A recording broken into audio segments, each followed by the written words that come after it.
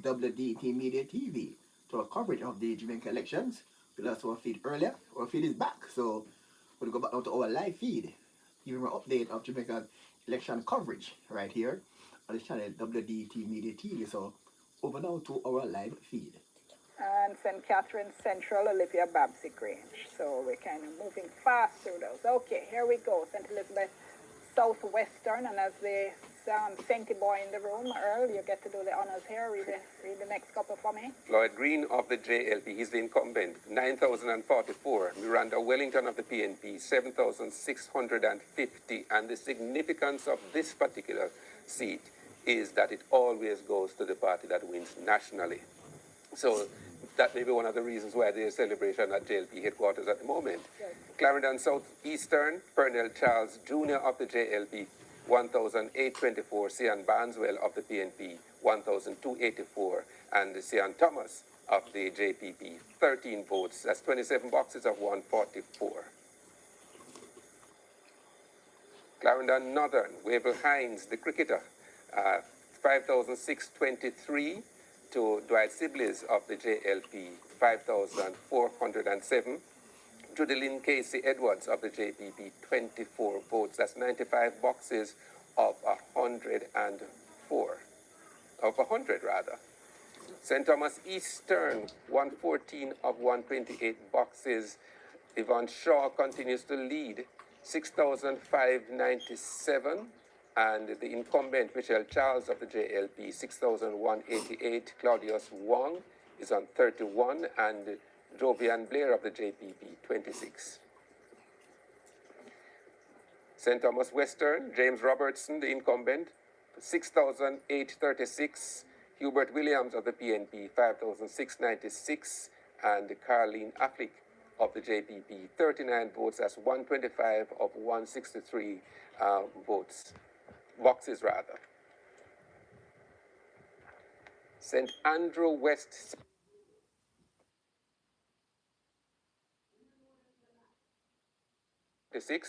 Anne-Marie Vaz, the incumbent of the JLP, 5,224. So it's a 4-point lead for Buchanan, and there are 23 votes for the JPP's Tracy Ann Gillespie Harris. I think, Dion, we need to remind the listeners that we call out these figures because we also have listeners on radio. Yes. Yes.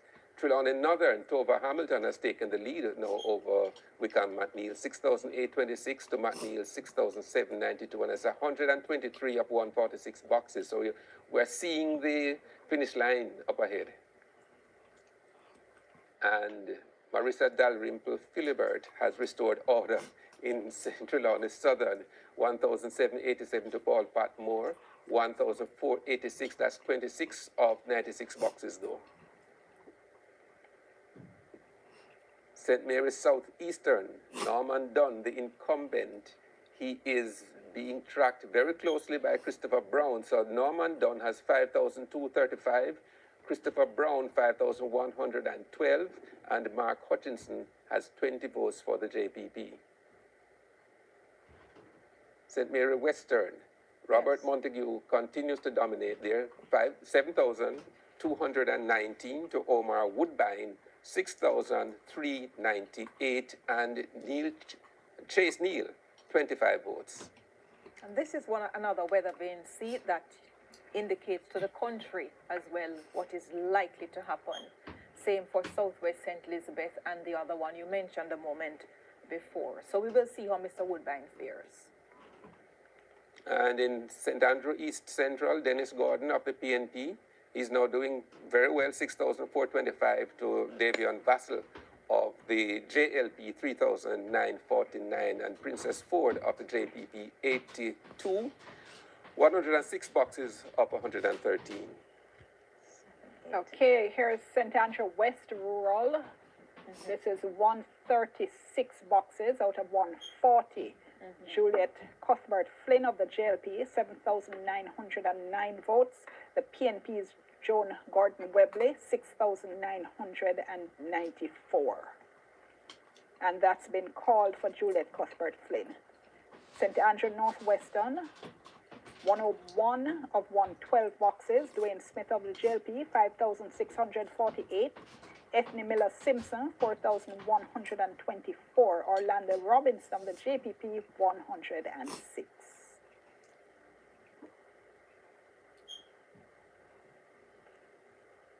Here we are back in St. Andrew East Rural, 123 boxes of 137. Juliet Holness, 8,445. Patrick Peterkin, 7,487. Kamisha Hendricks, 45 votes of the UIC. Purchell Jackson of the JPP, 35 votes.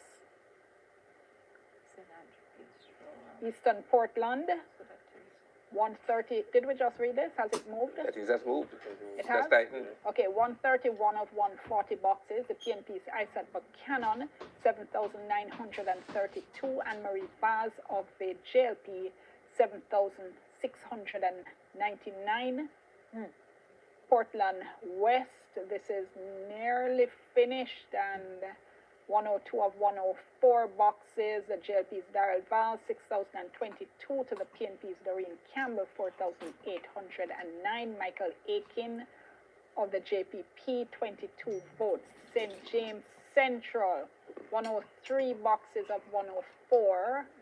So this has got Aiken of the JPP, 22 votes. St. James Central, 103 boxes of 104. So this has gone to Heroy Clark now.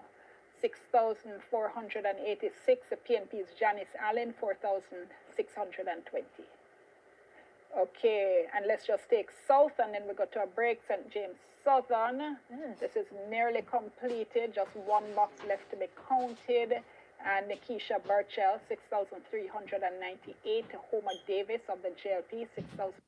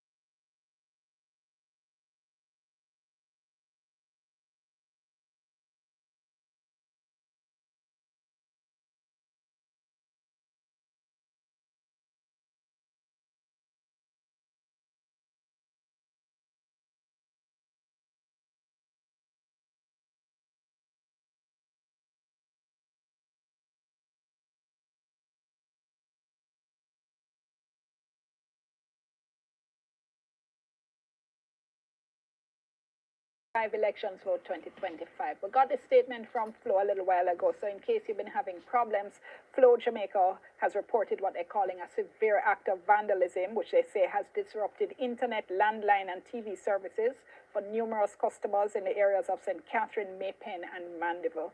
And they said the section of fiber cable that was damaged had protective concrete slabs and sealed manholes.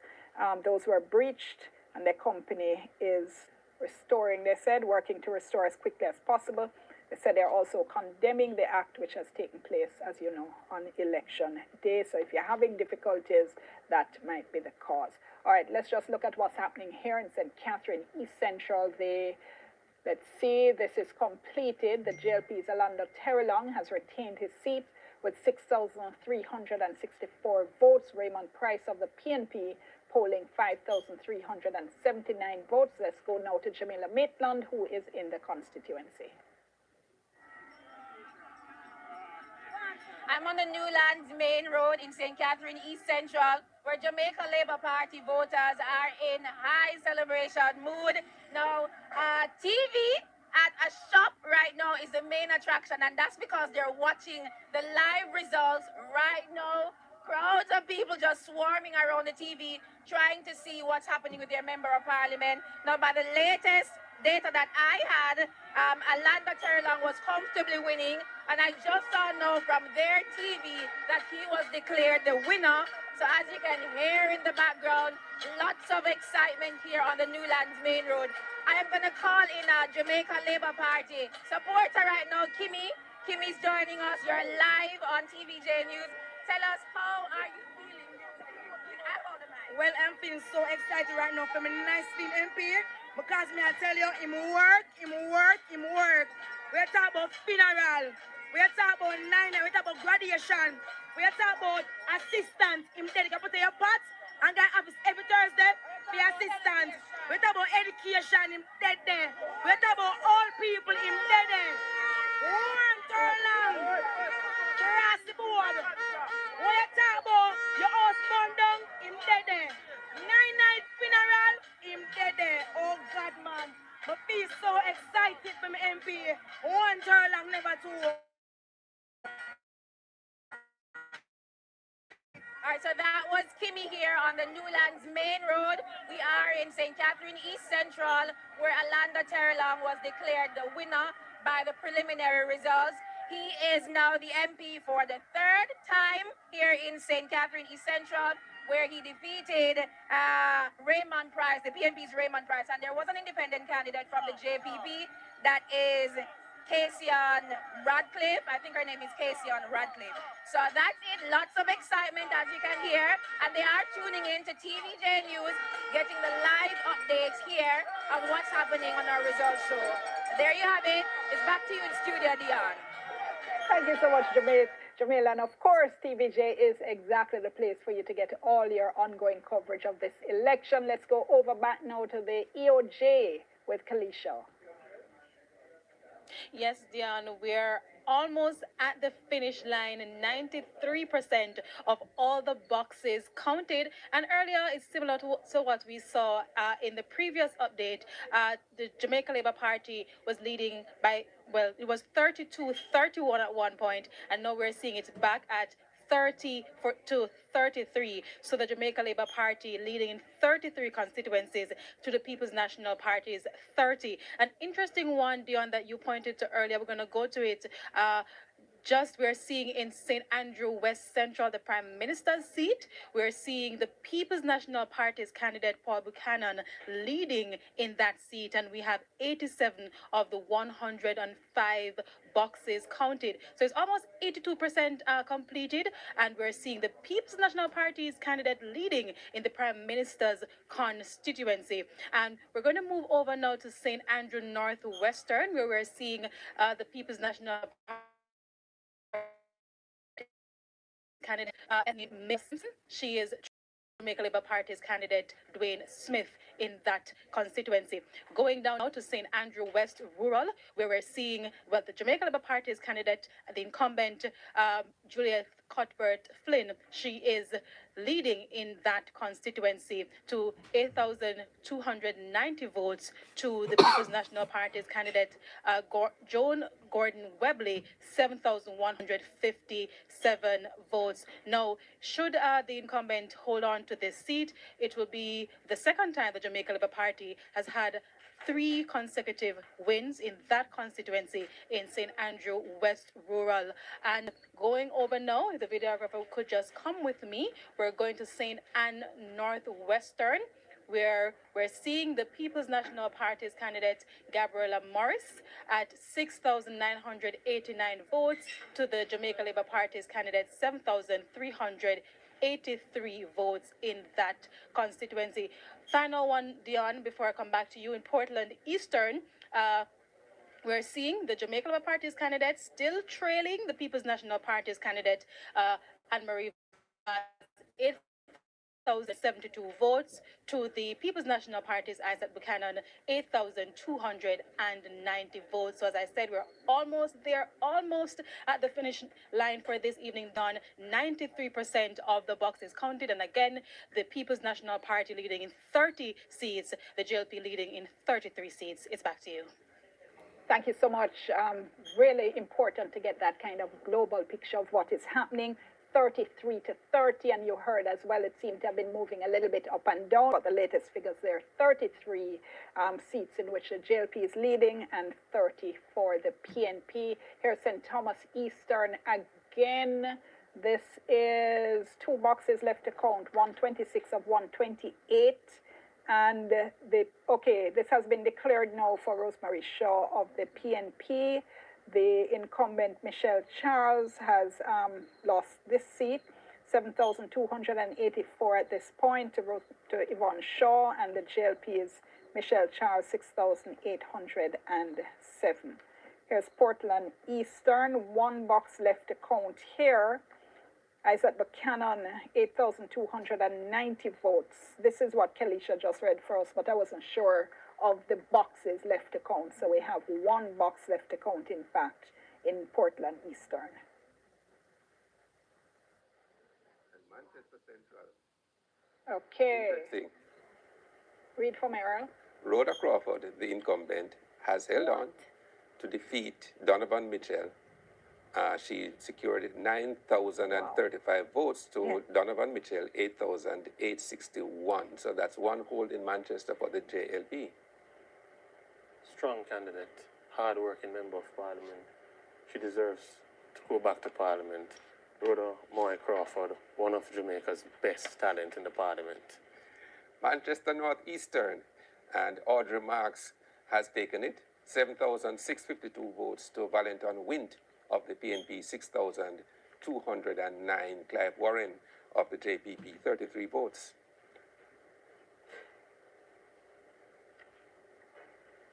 And it's tightening again in St. Andrew West Central, the Prime Minister's constituency. Paul Buchanan, 4,867 to Dr. Andrew Holness, 4,762. That's 50.5% to 49.5%.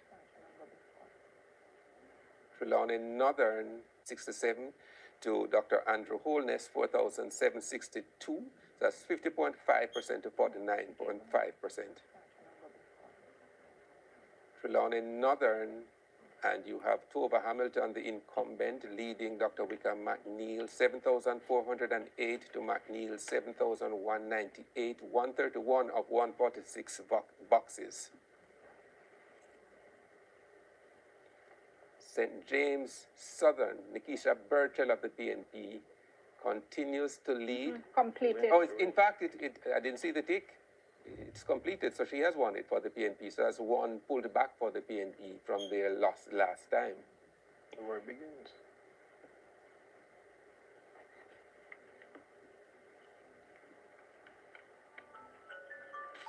St. James West Central, 71 of 106 boxes.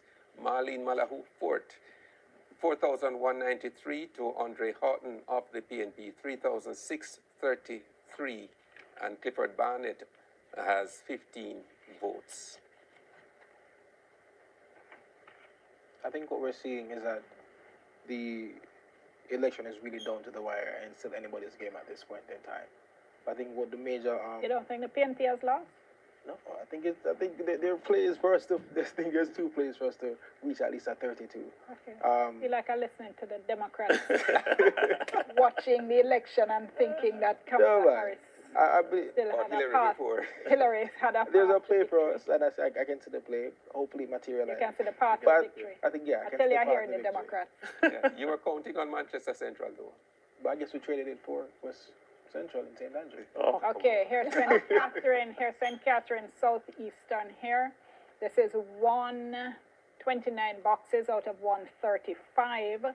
And we have the PNP's Alfred Dawes with 7,405 to Robert Miller of the JLP, 6,939. Casey and Radcliffe of the JPP with 64 votes. So 6 boxes left to count here. This was one of those seats that the PNP had some infighting in, Yes. and the question was whether it would have hurt Dawes. Mm. St. Mary's Southeastern. This is 109 boxes out of 112, and we have the PNP's Christopher Brown having pulled ahead a bit now with 6,313 votes. JLP's Norman Dunn, 6,293. Mark Hutchinson of the JPP with 25. I am sure I heard Ron say this one was taken for the JLP. I'm sure I heard yes, that. St. But Mary he also Western, said it was Dennis Conlon. the chairman's seat. No, sir, I'm sure I said the other one. But all right. St. Mary Western, 129 of 147. Bobby Montague, JLP chairman, with 8,182. Omar Wood, is this Woodbine? Yes. Of the PNP, 7,403. Chase Neal of the JPP with 31 votes. St. Anne Northwestern, 127 out of 135. Crystal Lee is holding on to the lead with 7,428 votes. The PNP's Gabriella Morris, 7,077. And here's St. Anne Southwest, 81 out of 105 boxes. The incumbent Xavier Main of the JLP, 5,561 votes to the PNP's Danishka Williams, 4,104. Clive Edwards of the JPP with 30 votes. Go ahead. PNP has taken Kingston Central. Or Central Sorry, you have to Kingston. talk louder. This Right. is showing that the PNP PNP has- has taken Kingston Central. Let me see. With 100% of the boxes counted, it's Okay, here we have it on screen. Oh, Steve McGregor pulled ahead. This is What? this is magisterial recount.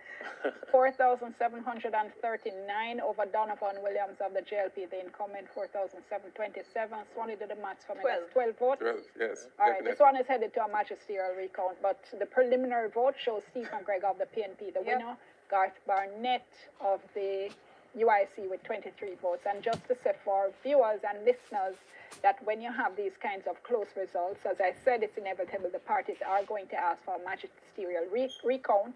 When you see like 200 or 50, that sounds like a small margin, but you're not overturning that in a magisterial recount. 12 votes they might be hoping to overturn. Clarendon Southeastern, Pernell Charles Jr., 94 boxes out of 144, 6,004 votes.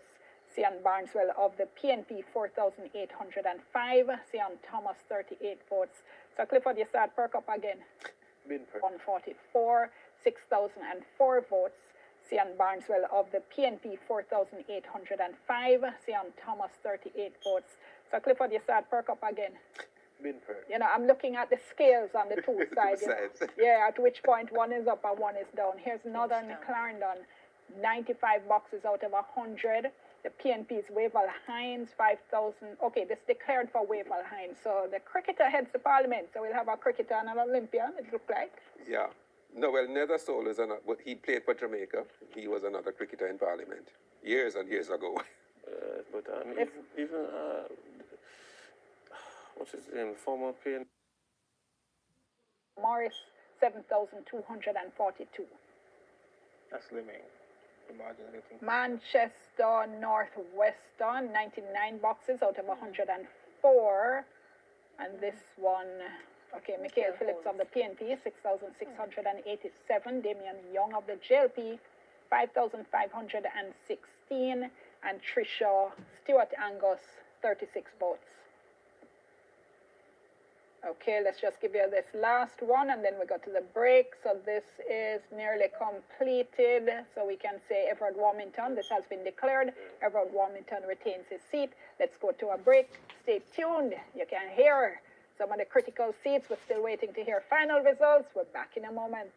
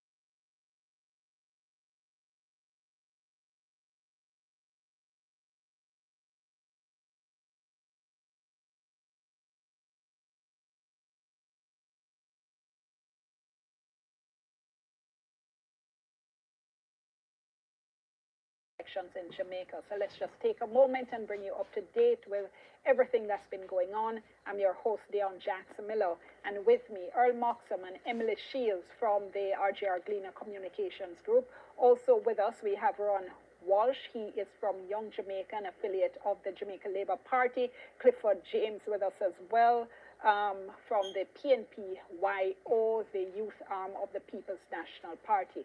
Jamaica's parliament has 63 seats. Now, in the last election, 2020, the Jamaica Labour Party had won with a landslide, relegating the PNP to only 14 seats. So in this election, which party would get 32 seats first and would therefore form the government? And the last count we had got from our reporter who is at the electoral office tracking was 34 seats for the, here we go with the national count. Now I think these are the declared seats, the completed seats, if I'm correct. 29 for the JLP and 28 for the PNP. The last count we had got, though, in terms of how all the seats were trending, was that the Jamaica Labour Party was leading, we had been told, in 34 seats, and the PNP leading in 29. So there are a few critical seats that we have still been watching. And here we have St. Mary South East. And the PNP's Christopher Brown has taken this with 6,642. He has defeated the incumbent Jamaica Labour Party's Norman Dunn, 6,631. And that is an 11 vote difference. Yeah. Got it right that time. We'll pause on that because this, just one second. Mark Hutchinson of the JPP polled 26 votes. I'm almost sure this is the second time for an 11 vote win in St. Mary, Southeastern. Didn't Dr. Winston Green win by 11 over by the same Dr. Norman Dunn before? So this is interesting. We'll also head to a magisterial recount, but on the night, each of them having the 49.9%, but just split by 11 votes. All right, we're still stuck on this, but just to remind our listeners as well, the count that takes place on election night is a preliminary count. Now, after tonight, then we will have what is called the final count. At the end of the final count, the parties then have the opportunity or the chance, if they wish to apply for what is called a magisterial recount, which a parish judge would do. Normally you do that when you have a very, very small margin, have the opportunity or the chance, if they wish to apply for what is called a magisterial recount, which a parish judge would do. Normally you do that when you have a very, very small margin, as I was saying a little bit earlier on in the evening, a margin of 200 votes or 100 might sound like a very small margin, but you're not going to get that overturned in a magisterial recount. That is when now the parties are going to scrutinize, and the judge would scrutinize every single ballot, and you start to get arguing over where this X was marked, and if this ballot was invalid, and if this one was discarded and should not have been discarded. So there is a process that is going to be put in train as soon as tonight's preliminary counts are over. Here we have Trelawney Southern now, box 44 of 96, Marissa Dalrymple Philibert with 2,823 votes, and the PNP's candidate Paul Patmore, 2,608 votes. Just a reminder for our viewers, for our listeners, you'll hear me, all of us, we are here reading out the counts. That is because we are live on not just radio, but also not just TV, not just the internet, but also radio. So we are accommodating our radio listeners as well. And we thank you all so much for being here with us, wherever it is in the world you are joining us from. We know we have a huge following in the diaspora. We're happy to have you here with us as well. So that one, that still looks like only about 50% gone there. And I know we had heard that Paul Patmore was likely to do well. Yes, yes. But we'll see what happens when the final numbers come in there. So I would ask you, Earl, is there anything that has surprised you so far? No, I expected it to be very close. Yes. And therefore, I'm not surprised at how close it has turned out to be. I think, for for many persons the fact that with 18 boxes left in West Central St. Andrew, that the Prime Minister is, at least by what we have seen, trailing at the moment. But there are still 18 boxes to go, so he could very well, bring it home still. One of the things our listeners and viewers will have heard throughout the night is you will hear one of the panelists saying something like it depends where the boxes are coming from. So in other words, you might have one candidate leading in a particular constituency, but if the boxes left to come in are coming from a stronghold of the other party, then you could see that result turned inside out. And that's basically what it is we're kind of seeing happening throughout the night. Sometimes you see the seesawing of the votes going between the two candidates. A lot of the times that's what's taking place. Okay, so now the issue in relation to what happens as soon as this is over, as we've said, the party that is declared the victory, we're going to be declared the victor. We're going to expect to hear, because of course, viewers and listeners, we are going to be with you until the end. So we are going to be waiting to hear whoever gives their victory speech, whoever gives their concession speech. And we were talking the other night, Earl, about a night, in fact, when there was no concession speech. Yes, and that was 2007. I think it was 2007. It was that close, and Prime Minister Portia Simpson Miller did not concede that night. They were awaiting some recounts. Yeah. But by the next day, it was clear that the JLP had won. Just as though the JLP will win tonight again. So, Well, yeah. So they all actually prepare two speeches. We hear you have to have two speeches, or our people just come out and talk. Well, I wouldn't know, but I'm sure that the leader of the Labour Party would have prepared one speech, because from the get-go it was clear that Jamaicans would choose Jamaica, and we're seeing it tonight. Okay, you never stop. You don't stop. You don't stop. Clifford, come. I'm just curious, are they choosing Jamaica? Because from what I'm seeing, the PNP has gained massive ground in this election, regardless of who becomes the Prime Minister. I think that's one thing that the PNP should tap on his shoulder. This is a sport, right? This is a sport. You have to have a winner, you have to have a loser. Tonight, you're the loser. And clearly, the most honorable Jonas would not be the winner in this situation. Well, of course, he's leading the Labour Party to victory. St. Anne Southwest declared for Xavier Main, and we previously declared the previous seat, which kind of went fast. Crystal Lee. And Anishka. Right, declared Anishka Williams. for, there we go, declared for Crystal Lee of the Jamaica Labour Party.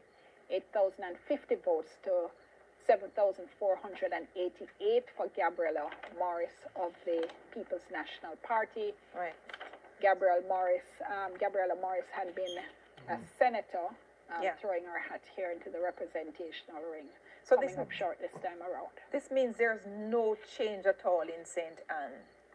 The PNP went in with Southeast, which is their bastion. They've held that. This is Lisa Hanna's seat, Foggy Mullins' old seat, crucial to the PNP base. Northeast St. Anne, which is Shahini Robinson's old seat, has been held by Matthew Samuda. St. Anne Northwest, Crystal Lee won that in 2020, and she has retained it, fought off the challenge by Gabriella Morris. And then St. Anne Southwest, that's the Xavier Main seat that he has also held, that particular one. So there's no change between 2020 and 2025 in St. Anne. So here's the question now. So let's assume, just for argument's sake for the moment, that the trend does hold. The JLP takes the election. What does this mean, first of all, for Mark Golding as leader of the particular one? So there's no change between 2020 and 2025 in St. Anne. So here's the question now. So let's assume, just for argument's sake for the moment, that the trend does hold. The JLP takes the election. What does this mean, first of all, for Mark Golding as leader of the PNP?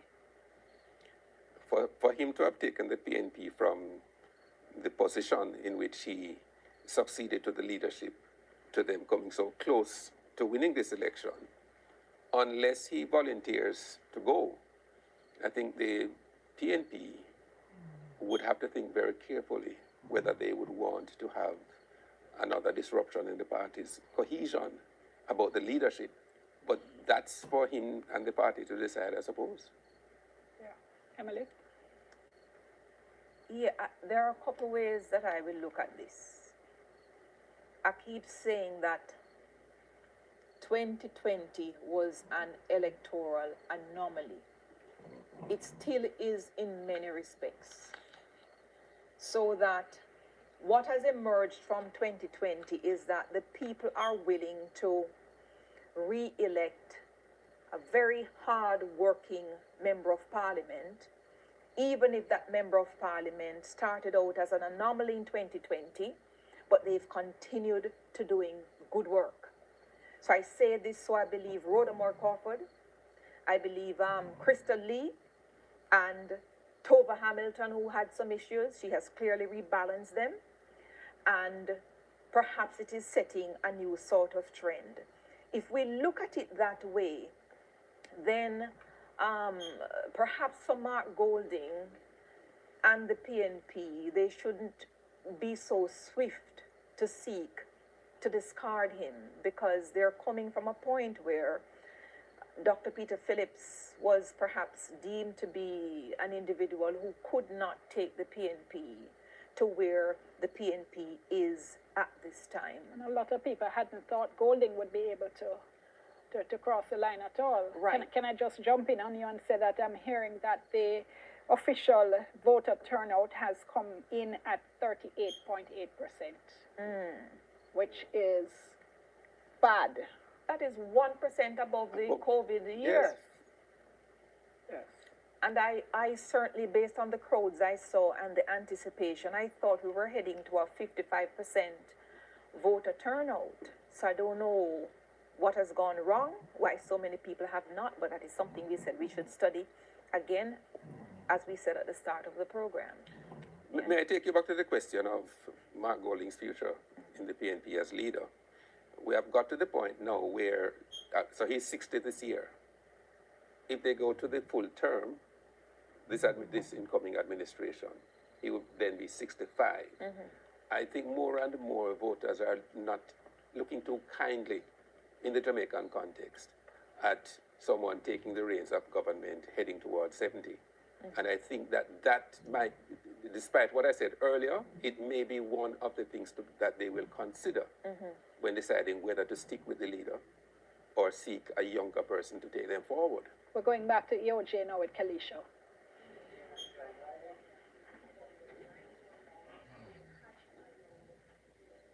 Thank you so much, Dion. So we're almost there. 99% of all the boxes counted. And what I'm seeing behind me, the latest figure, just refreshed, the People's National Party leading in 30 constituencies, the Jamaica Labour Party leading in 33. Now, I'm going to tell you the areas where we're still waiting on all the boxes to be completed. St. Andrew West Central, 83%. The People's National Party leading in that area. Going down now to St. Andrew East Rural, the St. Andrew East Rural, where the Jamaica Labour Party is leading in that constituency. Trelawney Southern, 78% of all boxes counted, and the Jamaica Labour Party is leading in that constituency. Moving over now to Clarendon Northern, 97% of all the boxes counted, and we're seeing where the Jamaica Labour Party, is trailing in that constituency in Clarendon Northern. We're going down, I think that is it in terms of the progress report for all the constituencies so far. So we're waiting just on a few more constituencies to go. We're seeing where Trelawney Southern, that's the one where we're 2 more constituencies to go.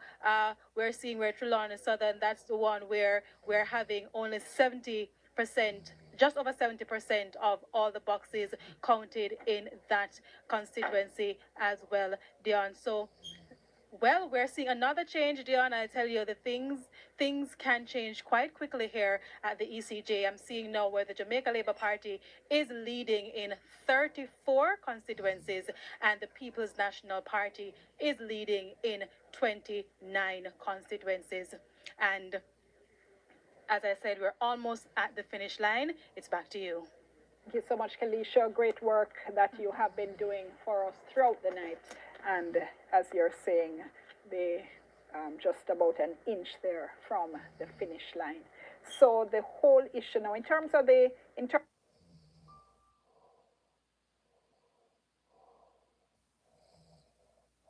on the votes in some of these constituencies where, you know, somebody's decision to go, for example, for the promise of minimum wage increase, or go for the pension, or go for the 3.5.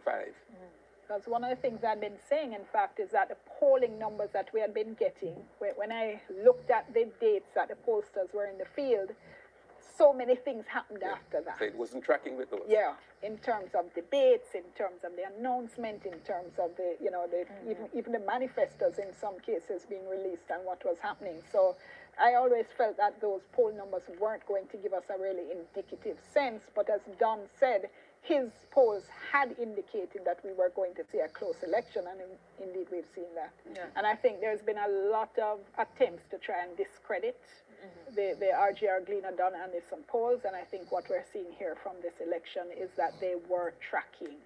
Yeah, but it was always going to be a close election in my view. And I think the context is so important. This is the first time ever that a Jamaica Labour Party government is facing the possibility of a third term in office. And on top of that, all of the challenges. Hold on, Emily. Here's an update. 93 boxes of 105 in the Prime Minister's constituency. He's now ahead here. 5,387 votes to Paul Buchanan of the PNP, 4,904. So 93 boxes, so that is 5 and 7, which is 12 boxes left to count. Disciples. Never in doubt. No, Never I can visualize Desmond McKenzie wiping the Prime Minister's face with the change in the set, because that must have been a moment. Paul Buchanan did say he's going to unseat Andrew Holness, and he has come pretty close, but things are changing. Yeah, Trelawney South, I think we had a look at that before. Declared. No, it's declared. Yes. So it has reverted to the norm. That In was terms of expected. expectations. That is Marissa Dalrymple Philibert. She walked out the parliament, she resigned, she went back, she won the seat in a by-election. They call her Mama down there for good reason, Mama D, and she's back. She has delivered once again. But I'm saying the context of this election is that it's an historical first for the JLP, and there is a third term syndrome. As we look at West Central, St. James, where Marlene Malahoo Fort is leading with 91 of 106 boxes there. She's leading Dr. Andre Horton, 5,157 to 4,710 for Andre. So you're battling that third term syndrome, and for all of the kitchen sink and so forth that has been thrown at Andrew Holness and the Jamaica Labour Party, 1,172 to 4,710 for Andre. So you're battling that third term syndrome, and for all of the kitchen sink and so forth that has been thrown at Andrew Holness and the Jamaica Labour Party, one really shouldn't be able to recover from that and to even win a third term with all of those conditions prevailing. So I think when the history books are written, there are a lot of pluses that have to go to the JLP, a lot of pluses too to Mark Golding for bringing back the PNP from near virtual electoral dead to making them reclaim some of the seats that they lost in 2020. I think we're seeing live pictures here of the JLP headquarters. Yes. So we're waiting to go back to the headquarters and to hear what's happening. Of course, as soon as the various leaders are ready to speak, we'll have that live for you as well. And by the way, if indeed the turnout for this election is only 1% above 2020, it also says something about the significance of the PNP's move from 14 seats last time to 29 or thereabouts this time. It would seem, therefore, that the PNP has recovered a significant portion of the vote. Because when you looked at the numbers, between 2016 2016 and 2020, yes, the voting was down and people were saying COVID and so on. But when you looked at the actual numbers, the PNP had lost 127,000 voters. The JLP had lost only about 28,000. Yeah. And as I mentioned, there were some constituencies in which the JLP actually managed to increase its vote count. Is this the same number or it gone No, up? it has gone up. 97 Yes. votes, 97 boxes here out of 105. And your wholeness of the JLP, 5,989. Paul Buchanan of the PNP, 4,923. Right. And I think a story will have to be told as well about this comeuppance with the 3rd of September.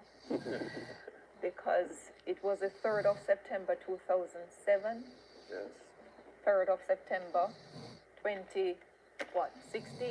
16 years. 2020? 2020. 2020 rather. 2020. And now the 3rd of September 2025, which is the first, Mind we get ourselves into a cycle where every 3rd of September is probably, we're talking fixed election day, but it will be the 3/3 of September for the first third term for the JLP. just to say this seat has now been declared for Prime Minister Andrew. As expected. As expected. You did say that. As expected. Very good run, Mr. Buchanan.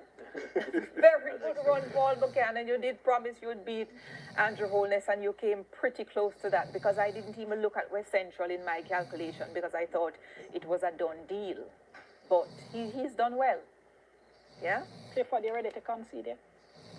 There has to be a point. I think regardless of who becomes the Prime Minister, who walks into That's a yes. Gordon House as government, the PNP has done amazing tonight in many different ways. Coming from where we were at with 14, with our broken base, the part that was in ruins.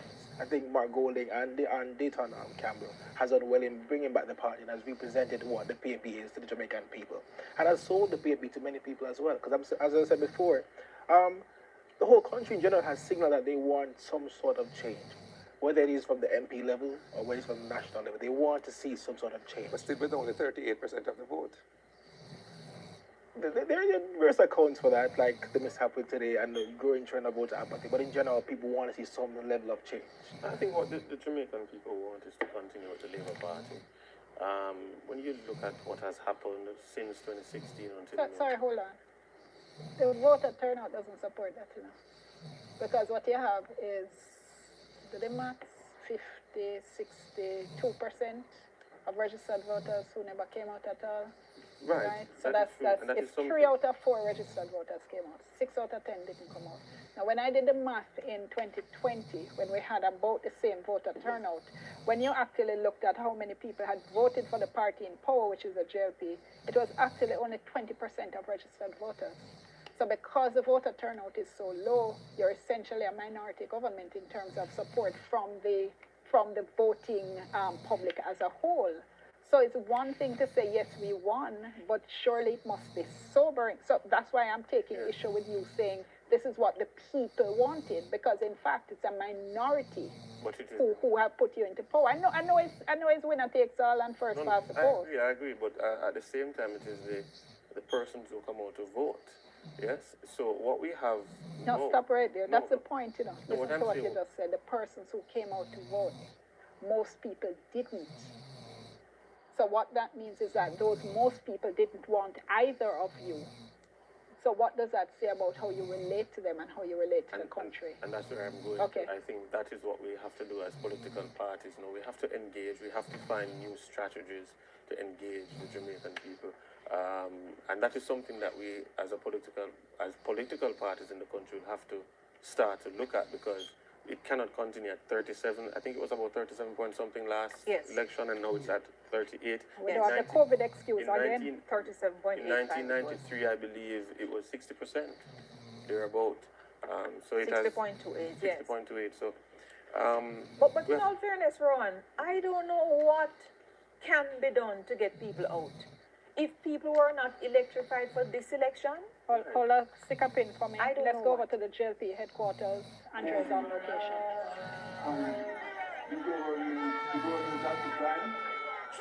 Thank you very much, Dion. The mood here at the JLP headquarters shifted a bit earlier when they saw the numbers of Paul Padmore in the Prime Minister's constituency when he was leading a bit. So the numbers shifted a bit. I'm going to speak to this supporter. When you saw the numbers shifted for the Prime Minister's constituency, what was going through your mind? I mean, I wasn't devastated by that. If you recall the last election, when the count started for the Prime Minister also trailing. So if you look at the historic count of that seat, you see that the Prime Minister is always trailing, and then in the end, he became victorious. So tonight was no different for me because I understood what happened. It's not my first time in an election. So while he was trailing, I knew that in the end, the Prime Minister would come home. He is our 1 p.m. He is our blogan. He is the helm of the Jamaica Labour Party. So there could not be a third term without Andrew Holness. So once we knew that we were winning the third term, Andrew Holness had to win his seat. Were you always a JLP supporter? Yeah, well, from the time I started following politics, I became a JLP supporter because I vote based on policies and not family lines and traditions. So I'm not a die-hearted comrade or a die-hearted JLP. I vote based on policies and the history of Jamaica's politics as well. So the JLP has always been better in terms of managing the economy. The JLP is founded out of a need to support the working class. I am a working class. I'm looking forward to climb that corporate ladder. And the JLP has statistically in history done better for working class and for the economy. So I had to support the JLP. Right, and very quickly before, because we got so excited to talk, I forget to ask you your name and which constituency you voted in. So my name is Ramon Gladshaw, and I voted in Eastern St. Catherine. It's not PNP fair seat, but I still exercise my right to vote. Thank you so much. And as you can see, Dion, the party-like atmosphere has started again here at Belmont Road, and we'll check in with you later. Thank you so much, Andrew. So let me just go back to the voter turnout issue and give our listeners and our viewers a sense of where we're coming from. Just to remind you, you're watching TVJ's live coverage of the 2025 general election. I'm Dion Jackson Miller. Thank you all so much for staying with us across the platforms, on radio, on TV, on YouTube, on onespotmedia.com. Those of you here at home and those of you abroad, we are happy to have had you, and we hope you continue to us. We're taking you right till the end of tonight. All right, so if we just look at the later years, because we know, earlier and all kind of things that go on. So if we look at from 96, let's choose 97. That was a 65% voter turnout, right? 2002, we were down to 59%. 2007 was 61. 2011, we're at 53%. 2016, as I said, the first year we fell below 50% with 48%. And 2020, 35%, and now 2025, 38% voter turnout. Only 4 in every 10 registered voters bothering to come out and vote. Emily was saying something before we paused, saying she's not sure what else we can do. But Emily, my view has always been, I have never thought that the two major parties have seriously tried to attract anybody other than their base. When you even look at the campaigning, what is the campaigning? It's under the point, orange and green and make noise on the campaign trail. It's fun to watch. It really is. But for people who are not inclined to join in the carnival and the singing of the songs and whatever and want serious engagement, what's that? Carnival of the absurd. For people who are not looking for that, I have not seen either party making any serious attempt to pull in everybody else. But let me try and respond to it. I don't know the answer to all of that, but the numbers can't be quoted in a vacuum. When we were at 1997 with 65.22%, there was 1.1 million voters on the list. In 2002 with 59.4, there was 1.3 million. In 2007 with 61.4, there was 1.336 million. For whatever reason, in 2016, we jumped to 1.8 million people on this voters list. 1.8 million in a population of approximately 3 million. And in September 2020, we're at 1.9. This election, we're at 2.07. Where so much people come from on the list when we have 3 million people in Jamaica? Is the list completely clean of dead people? And are there dead people on the list who can't make it? And so the voter turnout will never be larger than it is because we have a ballooning list for hundreds of thousands of people that we need to double check. I don't understand it. And the reason I'm asking this question tonight is because I have been watching elections since 1980. This is the first election. I'm seeing such fervor and energy. Every man and them dog. Every animal in the house energized. Hold the man and the dog for me. Let's just go to the break. I'm told the updated voter turnout figure, 39.33%. 39.33%, and we're back right after this.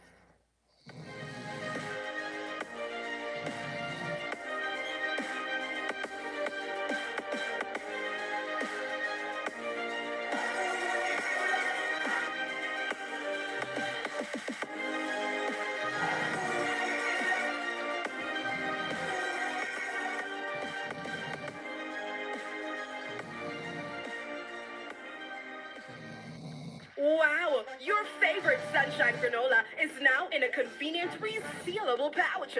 Sunshine Cereals got the granola you know and love in a bright new bag. Crunchy clusters of whole grain oats and sunflower seeds in 4 delicious varieties. Crisp rice, juicy raisins and cranberries, cornflakes and peanuts, and wheat flakes and cinnamon. Enjoy some now, reseal, then come back later for more crunchy goodness. Sunshine Cereals, your favorite granola. In need of a loan? AIM Financial is the place to go. We have loans from $20,000 to $3.3 million. Get a loan to pay school or college tuition, medical expenses, bills, fix up your house, buy furniture and appliances, repair or buy a car. And when you're done, take a vacation loan. AIM has a loan for any purpose. Call AIM today. You won't find a better deal elsewhere. Guaranteed. I'm Peter McConnell, CEO of Tradewind Citrus. I'm here with my production team making our newest product, True Milk. True Milk is made with 100% cow's milk from their own homegrown, naturally fed production team, processed and pasteurized at their state-of-the-art factory in Buckwalk. True Milk is 100% cow's milk with no additives. True Milk is the real deal. Take it from the experts. Move up to the best milk ever. True Milk, truly the best. Babe, look at me. Here.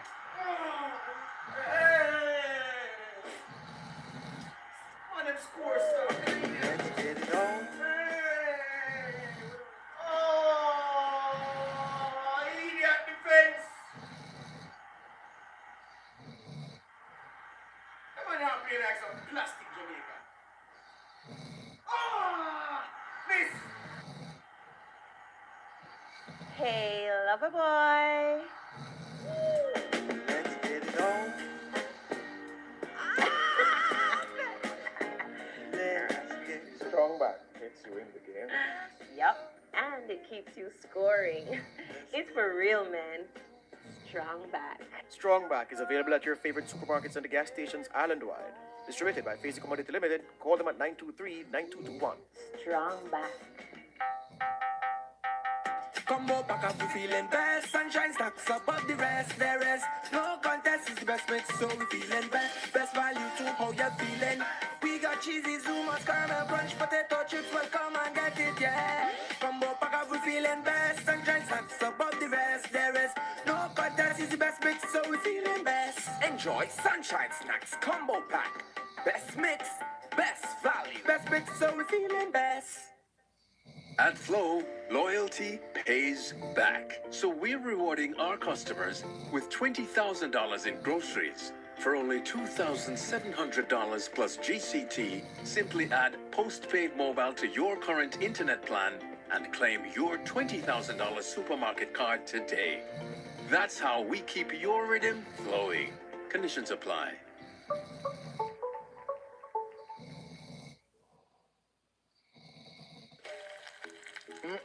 Your pot of bubble, my friend, in a smell like expensive dinner. Expensive what? Me have to give my family the best. And Nation Slice always give me the best value for my money. Top quality meat, frozen veg, seafood and processed meats at affordable prices.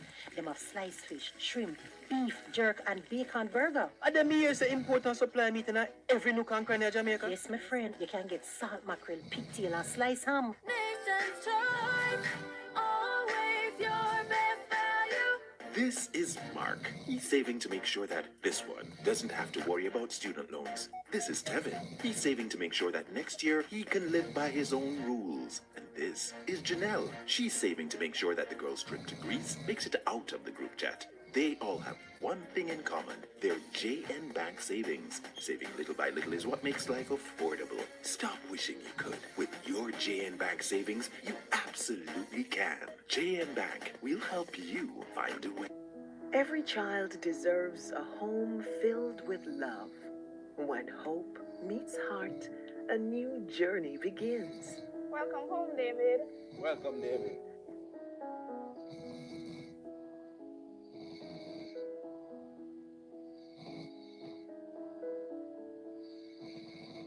Make it your own.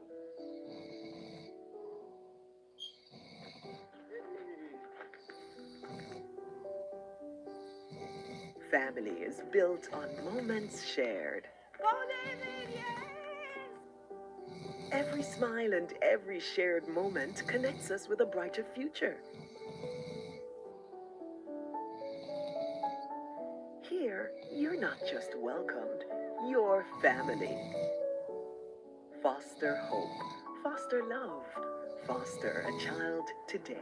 Contact the CPFSA for more information. Hey, truck, how those Duracell Optimum batteries working out? Whoa, now that is serious power. Try Duracell Optimum, our next generation of power. Another quality product from the Caramed Group Consumer Division. We love our country. Like you, we take pride in building Jamaica. The resilience of our people is cemented in our products, built to last for generations. Laying the foundation for thriving communities, we're committed to excellence and quality. Quality products, quality relationships. We're all proud Jamaicans, working hard, doing good, building a sustainable future for all. That same unbeatable spirit runs through us. We are ARC Manufacturing, made of Jamaica. Achieve academic success. Register now for your CXC classes at School of Excellence. Features include free CXC subjects. Do 3 or more CXC subjects and obtain 1 other subject free. Air-conditioned, clean, spacious classrooms. Registered with the Ministry of Education. School of Excellence also offers practical nursing, early childhood education with free CXC subjects. Call or visit School of Excellence, 3 Balmoral Avenue, telephone 929-5830. School of Excellence, 56 Main Street, Santa Cruz, telephone 966-4431. The entire Jamaica is heading to Cars Auto. Oh, yeah. I'm Mr. Reggae Ambassador. Hi. We're Third World. If you're looking to buy a car, the best deal by far is Cars Auto. See where we're there, yeah? The premier car mart with the widest range of cars, buses, and SUVs with the lowest prices guaranteed. 12 Sunset Boulevard, Montego Bay, 979-1147, or visit us on the web at cars2carsauto.com.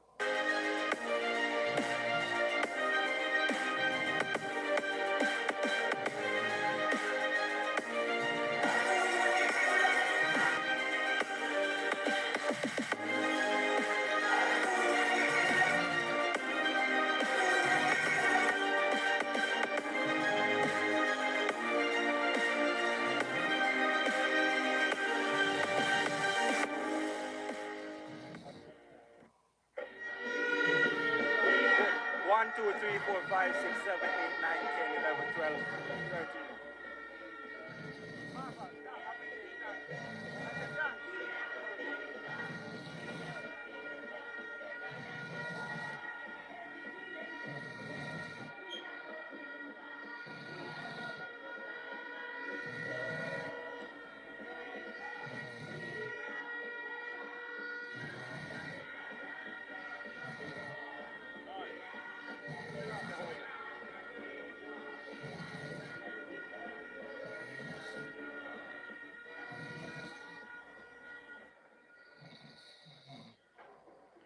Okay, so you're watching there a live feed from PNP headquarters. You can see that the president of the PNP, Mark Jefferson Golding, is getting ready to speak. As soon as he starts to speak, we'll go back. Let me just remind you, you're watching TVJ's live coverage of the 2025 elections. And with me all night, I've had from the RJR Gleaner Group, Emily Shields, as well as Earl Moxham, and with us as well from the PNP YO, we've had Clifford James and Ron Walsh from Young Jamaica, the affiliate. Let's go over to PNP headquarters.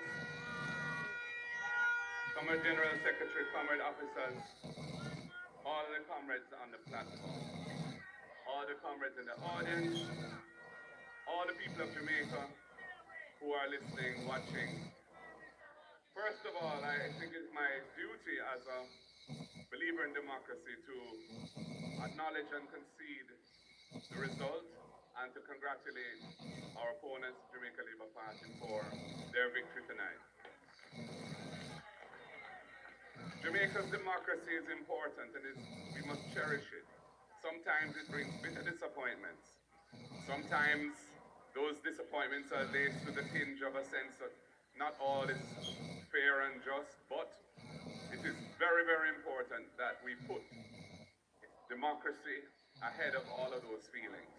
And I accept the result of these elections, and although obviously I'm very disappointed in the outcome, I think it is only correct to expressly acknowledge the success that our opponents have managed to gain today. I want to thank a lot of people. And first of all, I have to thank the comrades and supporters of South St. Andrew for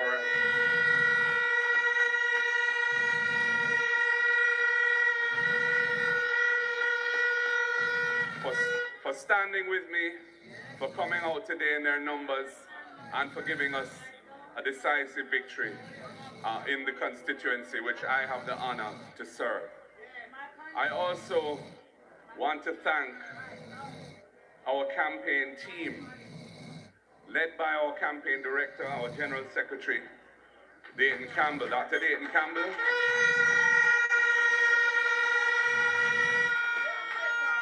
Also, a newly minted member of parliament. Congratulations to him on his victory in Eastern Westmoreland. And all the other members of the campaign team who worked with him.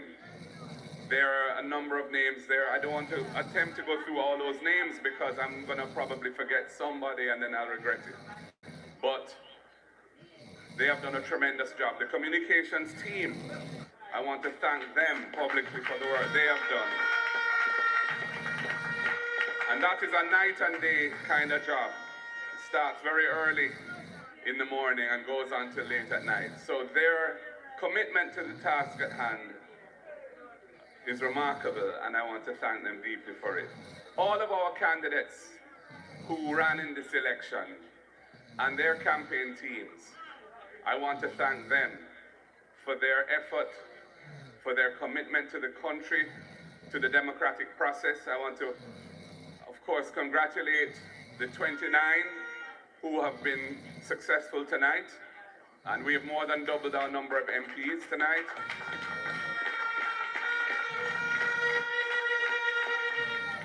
And for those who were not first, and they still committed themselves extremely well.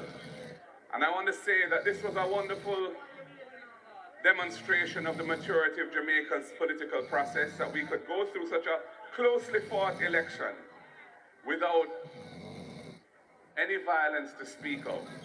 And, we must all give ourselves a round of applause. In our homes, if you're listening, here at PNP headquarters,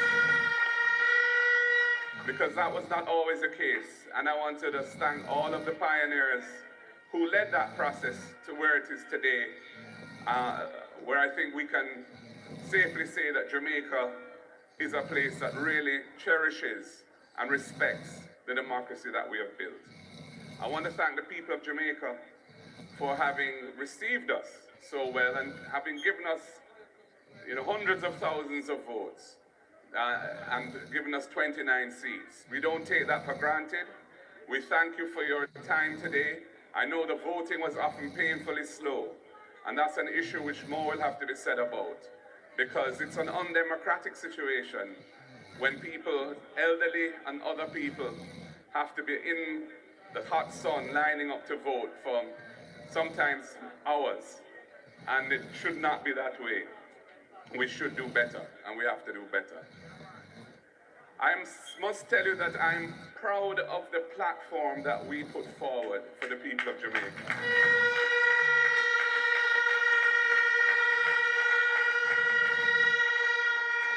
It was a truly progressive platform, a platform that offered a radical reform to the land tenure issues that have plagued this country for centuries. A radical platform that would have enhanced the standard of living and quality of life of those working families that are struggling to survive now by giving them significantly lower tax burdens on their income. Progressive in a social justice sense as well, around issues such as beach reform, contract work, and other things which really need to be addressed because there are injustices in our society which cannot be tolerated and should be modified and rejected in their current form. So I just want to thank all of the team that came together and developed those ideas and put them forward boldly and without reticence. And I think that for many Jamaicans, they saw the benefits and the power that that platform and those ideas and proposals would have delivered. So ladies and gentlemen, for us it's a difficult night. This is not an easy speech to make. You know, one wasn't hoping for a result which is not success. And it means that the government will get its third term, and we will have as a nation to deal with that going forward. But the People's National Party, I'm happy to tell you, is alive and well, is a powerful political organization.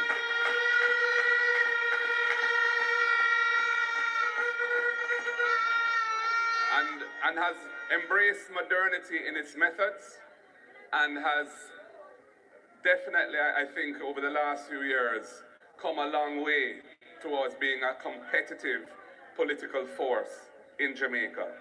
And as the General Secretary said, the work begins right away to prepare ourselves for the next opportunity to offer ourselves to serve the nation in government. And I believe the people will, in due course, give us that chance. Ladies and gentlemen, comrades and friends, the word is love. Power to the people. God bless you all. Thank you for your support.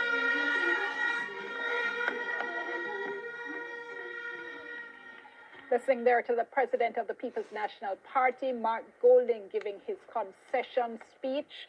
The final seat count, 34 seats to the Jamaica Labour Party, 29.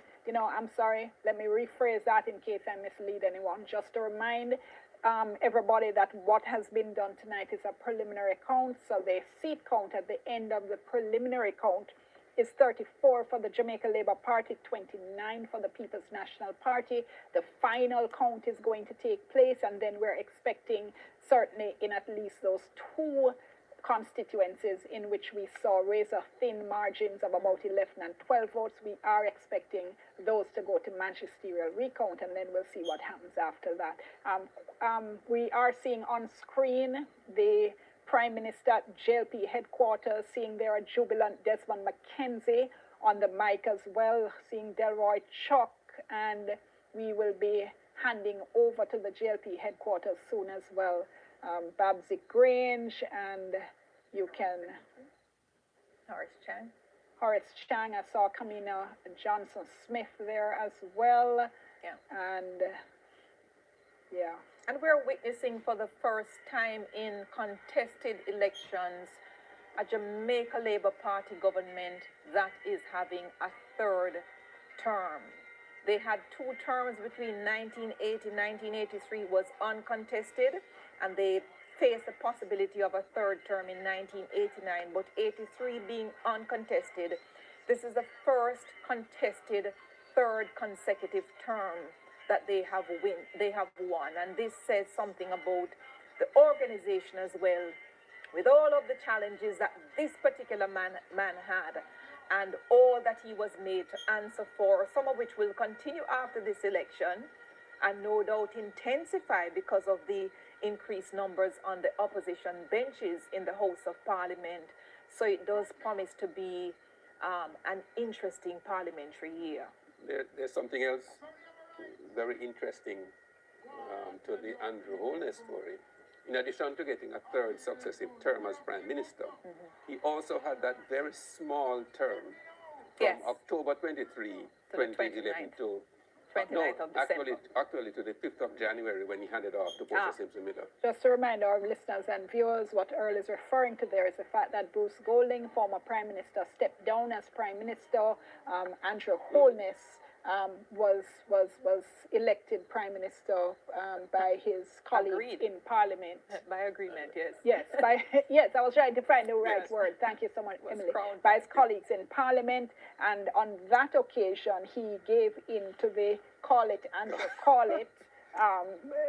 from the People's National Party to call an early election, which he lost. But he certainly, in the meantime, regrouped. And you could see his political growth during that time in opposition. And had he not survived that challenge in 2013, would have gone into obscurity. That's where I was getting to, because, leader... Sorry, challenge, remember?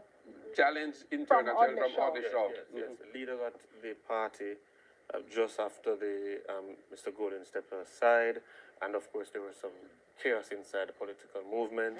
He navigated those difficult times, but not only that, he has really structured and organized this political party into a modern political party. 2013, challenge for leadership. 2016, won the election. 2020, massive landslide victory, right? 2025, again, Andrew Holness has led the Jamaica Labour Party to yet another election. Okay, I know Clifford, we need to bring in Clifford, but before that, let me go back to Janella to show us what Gordon House will now be looking like. Thank you so much, Dion. Well, when we started this broadcast, in fact, leading up to today's election, it was 49-14, but after the ballots have been counted, it is 34-29. Now, will Gordon House continue to look like this after the magisterial recount? Well, we will just have to wait and see, Dion. Until then, it's back to you. Thank you so much, Janella. As we've been saying, one thing is for sure, we're seeing a much more balanced parliament and likely to be all the better for it. Clifford, your comment on listening to Mark Golding there. I think though we may have lost, I think a lot should be credited to him and Dayton Campbell. We have brought back what the PNP was, a unified party, a strong party, a competitive party there in the elections. So I think there's a lot to tap on our shoulders. We've moved from 14 to now 29 seats. That's a lot to do in this other short span of time, especially coming out of a very serious leadership challenge. And, many things mounted against him. I mean, especially multiple seats where we have past members who are going against current PNP challenges in these seats as well. So I think there's a lot to be glad for as a comrade myself. But there's a lot of work to be done, but I don't think we're in a bad position now. We may not have formed the government, but I think we're in a good place.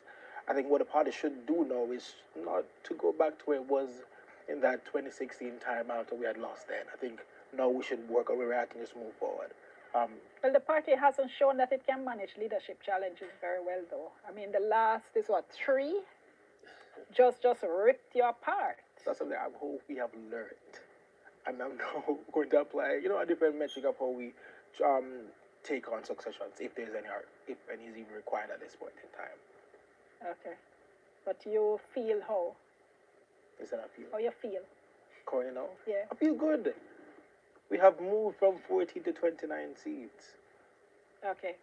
Mr. Golding's concession speech, Earl, is always something that's important. Very important. I think he struck some right notes.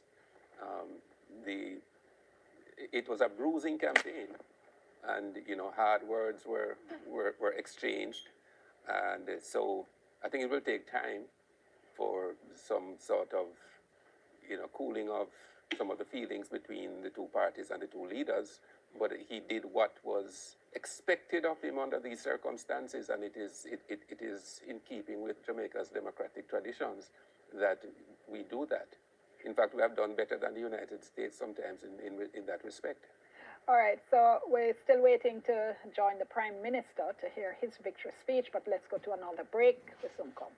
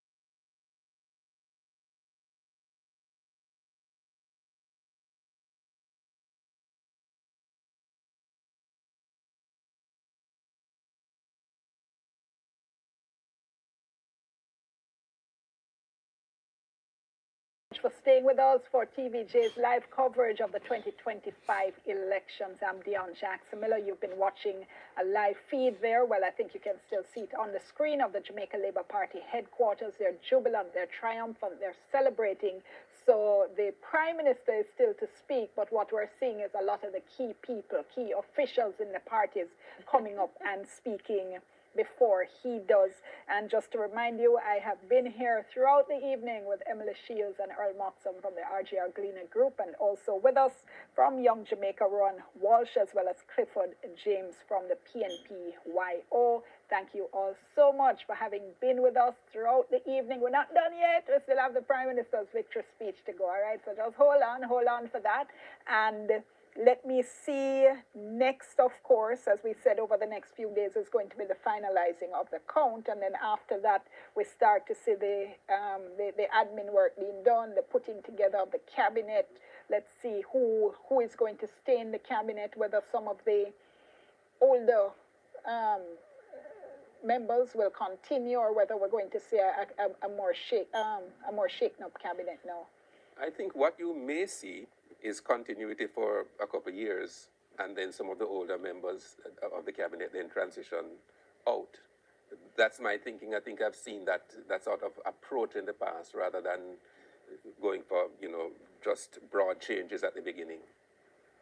Of course, as well, with 34 is still a decent number, but of course it's reduced from the kind of huge number that he had in the previous administration with 49 MPs, and then of course he can pick up to 4 from the Senate as well. I put it to you, for example, that Ed Bartlett, who has been widely regarded as a quite successful tourism minister, yes, I would expect him to continue in that capacity in the cabinet. Yes. Horace Chang at National Security. Delroy Chuck can probably sit it out. No. You think? Yes. Yes, he's on his last term, and I think there are a lot of young people there who can take it up and run. And just to be clear, when I said no there, that had nothing to do with my personal opinion. It's based on what I've been hearing from people around him. It sounds as if he's still raring to go. I think there will be a blend. Of the young and the old. I think there will be a blend. I think by now the Prime Minister has developed the capacity to speak to some of these senior members in terms of when he wants to make a change. Right. Somebody had said to me that they never thought he would have been able to successfully move Nigel Clark into that former Derek Smith constituency without, a huge fallout, and he did manage. So he clearly has the political chops, absolutely. Not only that, I think Andrew Holness has really stamped his mark on the Jamaica Labour Party. He's fully in charge of this party at the moment, and I suppose too he is able to sort of recant or take back a view he held. So for example, in North Central St. Andrew, in Casamuta's old constituency, where they appear to have endorsed Christian Tavares Finson to be the candidate there, and there was a bit of furore on the ground, and Delano Seawright the entire process was recalled, and Seawright put in. So he has his hand on the wheel, but he's not unprepared to step back and to redo if there is some sort of disruption. And he now has Delano Seawright there, who is able to do a lot, continuing with Ed Bartlett in the Ministry of Tourism Ministry and so forth. As I said, for me, Delroy Chuck has been good at justice because he's brought a lot in terms of lobbying for the judiciary and the budget. But there are some younger people now. He's on his 7th term and final term. We need to be looking at a new breed of young people in a GLP cabinet who can look at putting up a good fight for the next election. At the same time, we're going to be looking to see who Golding puts in his shadow cabinet. He now has more choices in terms of people who will be in the lower house and who will therefore be able to speak in the lower house. So for instance, what we had over the past few months was an Alfred Dawes who was not sitting in Parliament, but was a spokesperson on health. So Dawes has now won his seat, so we'll certainly be hearing him on the floor of the Parliament. Tell me what you're expecting, Clifford. I mean, I expect the shadow cabinet to remain similar to how it is right now, but I think just have greater impact on the policy instead of like just having somebody outside who's not in Parliament talking. They're in Parliament, they can go toe to toe with the government counterpart. As for example, the Security Minister Peter Bunting-Reins, as opposition spokesperson on security, he has the ability now to speak directly to Horace Chang and give his point of view. So I think we're at a better vantage point in voicing our concerns, and I think to the Jamaican people, but also to the Parliament in general, to try and have some change. Because what we saw a lot in the last Parliament was that Mark Golding had to take an awful lot onto himself. Yeah. He was speaking on almost every issue. Almost. In the lower house. Let me say, there's one thing that worries me about this, the closeness of the election. I'd really like to see us get on with constitutional reform. And part of me has been of the view that is only a landslide, one way or the next, that would cause us to move on that. How though? Because we had a landslide last time and we got nowhere. No, that's the point. Because the 14 in the House became so loud that it nearly drowned out the 49. They were so loud and the fever were always building to an election. Let alone now, when we have a slim majority in the lower house, I don't know how we can get on with any constitutional reform if the gridlock remains and is fortified, if the opposition continues to be of the view that they want the movement from the monarchy to be twinned with the CCG. And I fear we will not move in the next 5 years if positions don't soften, and perhaps the numbers won't allow positions to But soften. strange in that regard, because when the PNP had a landslide majority, it didn't get the cooperation from the JLP in opposition either. Which is when? From the 90s going forward. Remember, you know, the constitutional reform process was very much alive then. It was a big thing. All right, stick up in. And listeners and viewers, this issue of constitutional reform, some of the major changes that would have to be made in the Constitution require the support of both the opposition and the government. Both would have to vote together. The government would need the opposition support right now, certainly in the lower house as well as in the upper house. What we've seen over the past, how much years, is the two sides unable to agree. Most recently, the most recent attempt at constitutional reform, the government wanted to remove the monarch as our head of state as well as to create a republic. The opposition's position was that if you're removing the monarch, they also wanted to remove the Privy Council as Jamaica's final court. I'm less optimistic than you, Emily. I've gone on record as saying I don't think it's happening anytime soon, constitutional reform, and I'm going to go further and say now that the Prime Minister has reiterated, because I know he said it before, he has reiterated that his belief is that we need a Jamaican court as our final court of appeal. We are going absolutely nowhere. No, but I don't think that's all the Prime Minister said. He said he prefers that, but he thinks on such a fundamental issue, we should hear from the people whether they want to remain. But if that is the signal that's coming from the government and coming from the Prime Minister, an indicative referendum is not going to go that way. No, as far as I understand the Constitution, the problem with the final court is, even though we don't require a referendum to change from the Privy Council, because the Privy Council is deeply entrenched in the Constitution. No, it's not. The Privy Council is. No, it's not. We can remove the Privy Council. We can remove the Privy Council. Difficulty is what we replace But it that's with. the point. So Privy Council is not hold deeply on a second. entrenched. Let me finish the point. We can remove it, but they require the court with which we're going to replace it to be at the same level of entrenchment as the court we are replacing it with. And hold on, because I always want to make sure our viewers and our listeners are following. The Privy Council has said that if Jamaica wants to remove the Privy Council, it can do so. It does not need a 2/3 majority in both houses of Parliament to do it. So, for instance, it could have been done the former time around, the last time around, based on the majority that the government had in Parliament. What the Privy Council has said is that to put in place a replacement, you then need the two-thirds support, meaning both government and opposition have to work together. So I'm making the point that the Privy Council is not entrenched. We could remove the Privy Council, and Jamaica could, it wouldn't be desirable, but Jamaica could exist with the Court of Appeal as its final court, having removed the Privy Council. So there are two layers, as you Okay, said. okay. Clearly, me and Emily are going to have to pick that up another will, time. Right yes. now, let's go over to JLP headquarters, where the Prime Minister is about to speak.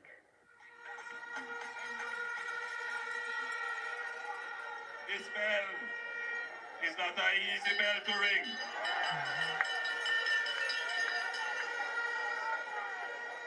I wouldn't be surprised if Bustamante rang this bell. But I carried the symbol of the party today because it is such a historic moment that this is a victory for our founder, Bustamante, for Sir Donald Stanster, for Hugh Shearer, for Edward Philip George Siaga, for Bruce Golding, and I want to invite Mrs. Carla Siaga to just come and acknowledge the moment and take a bow to the crowd, because all of this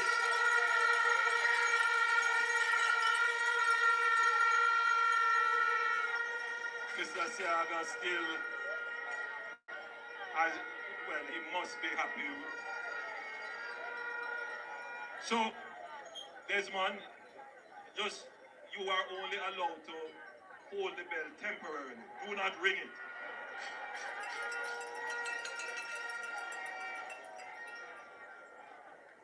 I have a few things to say early on. Firstly, let me thank the thousands of Jamaicans who prayed for me personally and who prayed for the government and the country.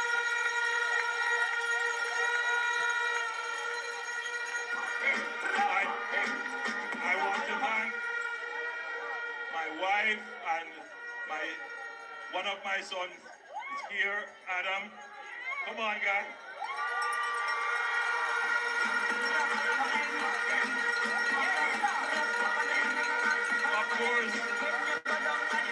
Of course, the superwoman. And my mother.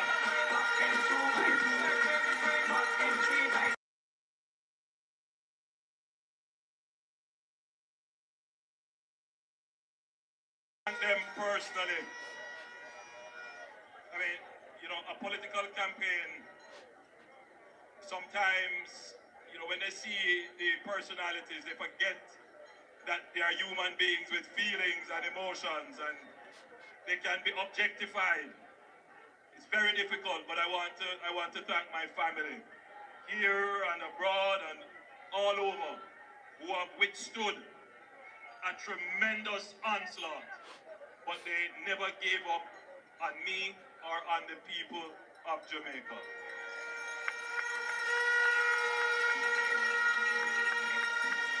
I want to thank the political team. I think we have the best political team in the Caribbean.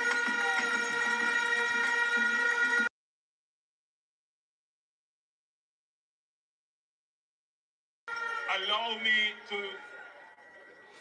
I do this at a risk, but I'm sure everyone will agree that my Deputy Prime Minister, Horace Chang, the General Secretary of the Jamaica Labour Party,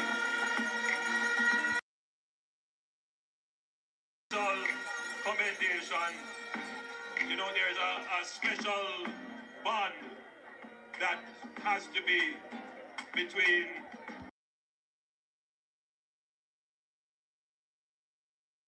of a political party. And Horace and I have been working for the greater part of 30 years together.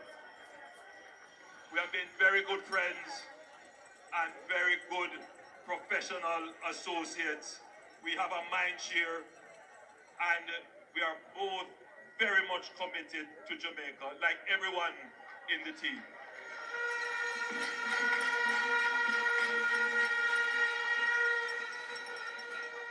I want to thank you, the supporters. You would know how much you mean to me.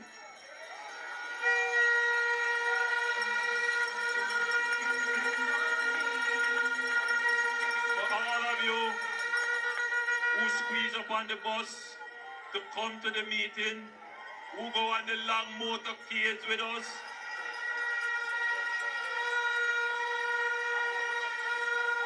for all of you who take on the PMP them when you hear them with the lights.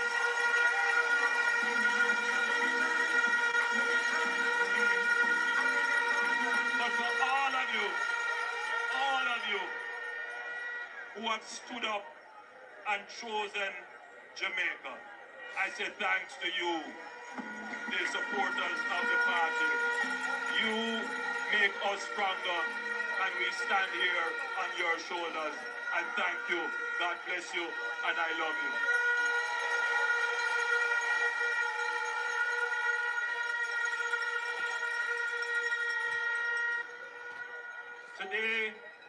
Today, Jamaica won.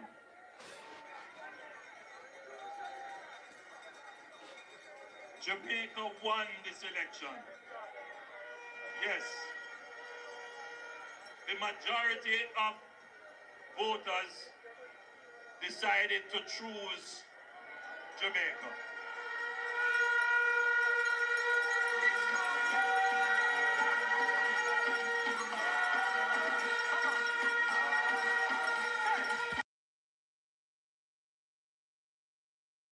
Make no mistake about it. This was not victory by default. Make no mistake about it. This was not an easy victory. Make no mistake about it. This was a fight. But we did not descend my political organization. We did not descend to the gutter to fight.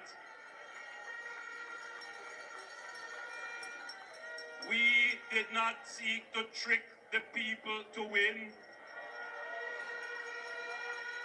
We did not seek to tear down anyone to lift up ourselves.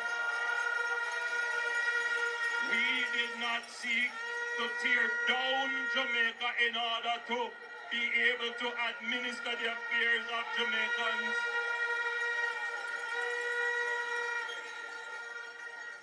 We ran a clean, disciplined, focused, well-organized campaign.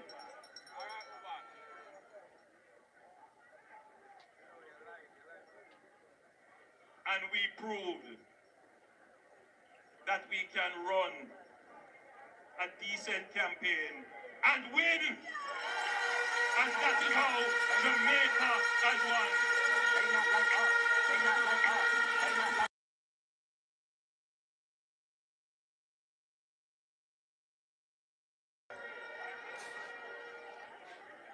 Our democracy by this election is proven to be intact.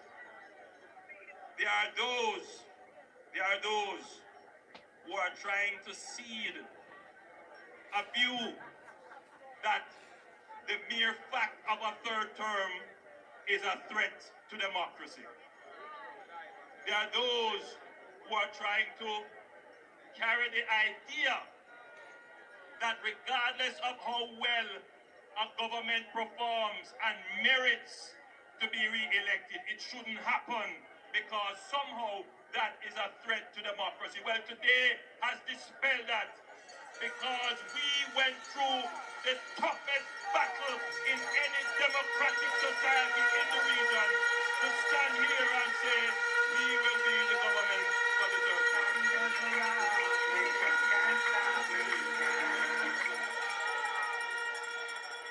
And I want that point to be understood. We contested the election with the highest level of decency and morality. The people came out. We do have our concerns about the turnout, but the people who voted, the majority spoke and chose Jamaica.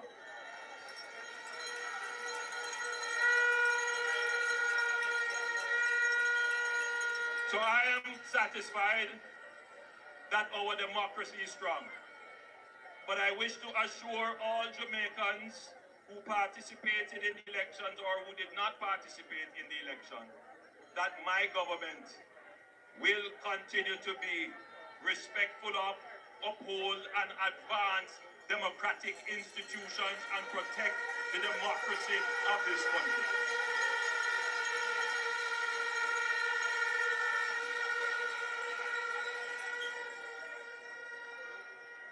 There are some things that should be said.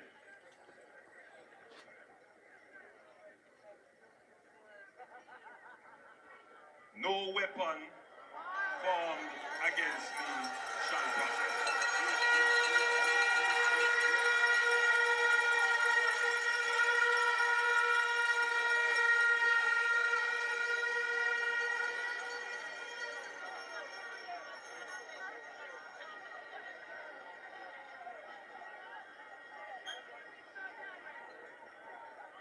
Jamaica is at a special place today. It is an opportunity. For me, it was also a personal challenge. And I would just like to say, when you face challenges and you look for the opportunities, rise to the occasion. Look at yourself. They know you're strong. No one can stop you.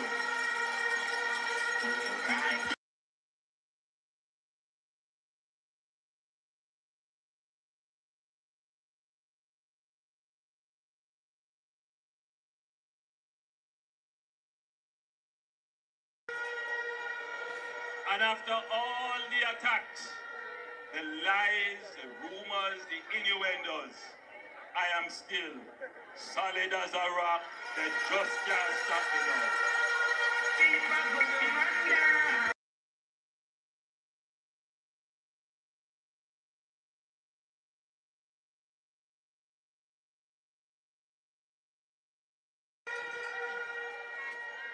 In the third term,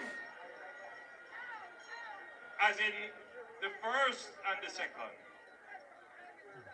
we must guard against arrogance. We must develop an even keener ears to listen to the people. We must be focused on addressing the needs of the people.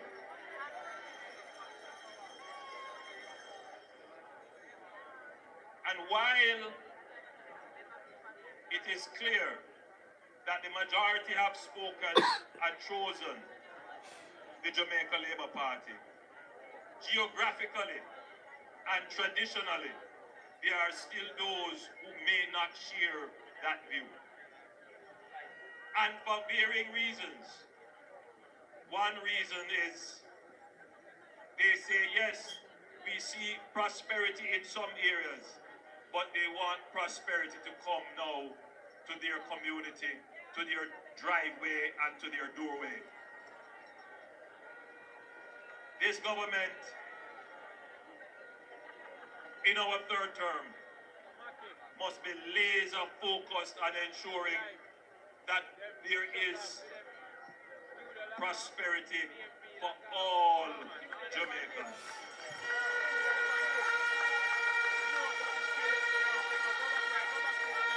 And just to be clear, prosperity doesn't mean riches. For some people, prosperity means peace. They want to live in peace. For some people, prosperity may mean their children getting to university. For some people, prosperity is a car. For others, it is a house. But for most people, it is the road fixed in their community and water in their pipes.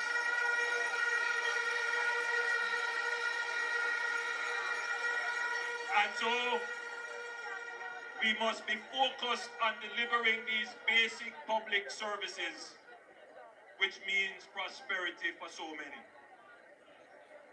But Jamaica is more than that.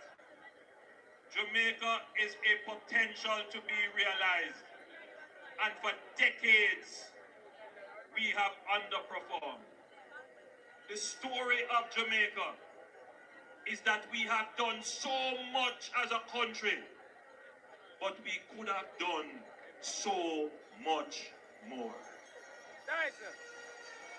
For the first time, an electorate has said, we will reward a performing government to continue to deliver the promise of Jamaica.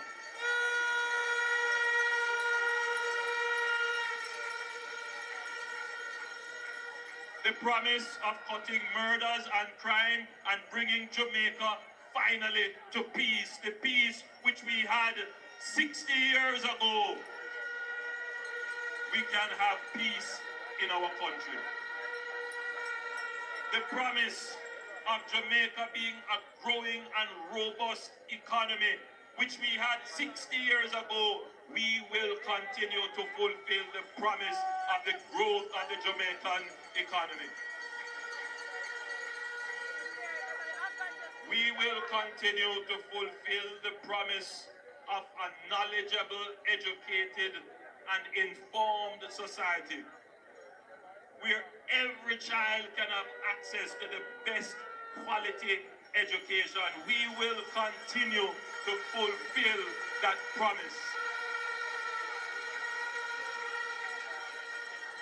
We will continue to fulfill the promise where every Jamaican can have meaningful employment and earn a meaningful income so that you can fulfill your own personal dreams and aspirations.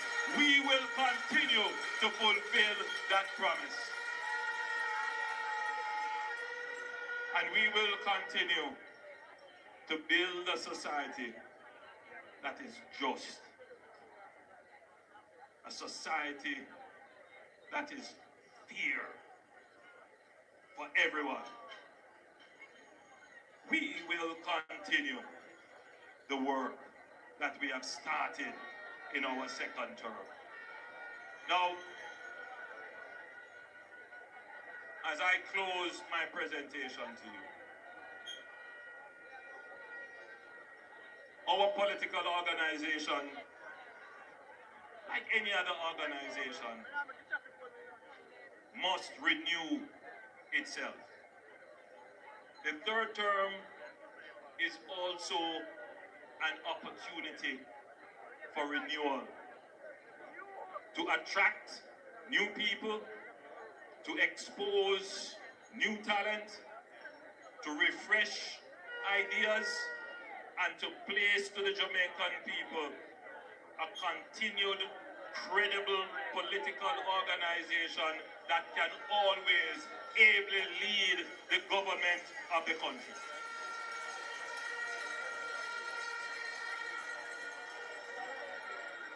So we will not be laying back comfortable in victory. No. We will be rebuilding, refreshing, renewing, and preparing to be a credible alternative to the opposition for the fourth term of a Jamaica Labour Party government.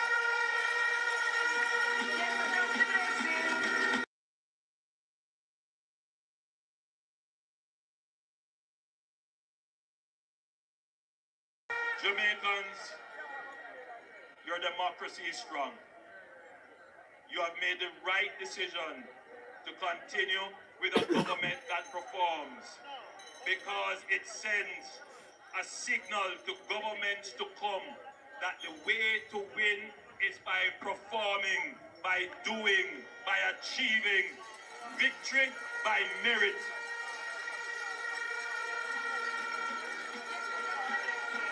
Third, in our second term, we created a momentum. We are on the right path, heading in the right direction with the right trajectory. That should not be broken, and the Jamaican people share that view, and therefore we will continue to use the momentum to accelerate the development of our country and to ensure that you can get the benefits and the aspirations that you have all wished for. And fourth,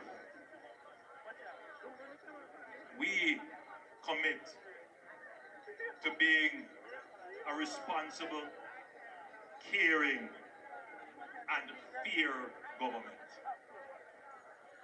That is my commitment and the commitment of my team to you. We will be the political party to move Jamaica from poverty to prosperity.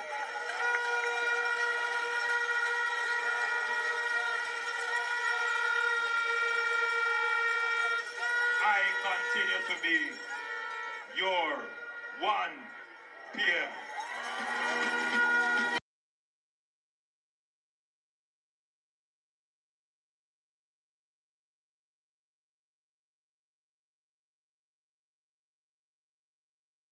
You are listening there to Prime Minister Andrew Holness. We're going to get final comments from our panelists, but let's just go to a quick break and we come back and wrap up.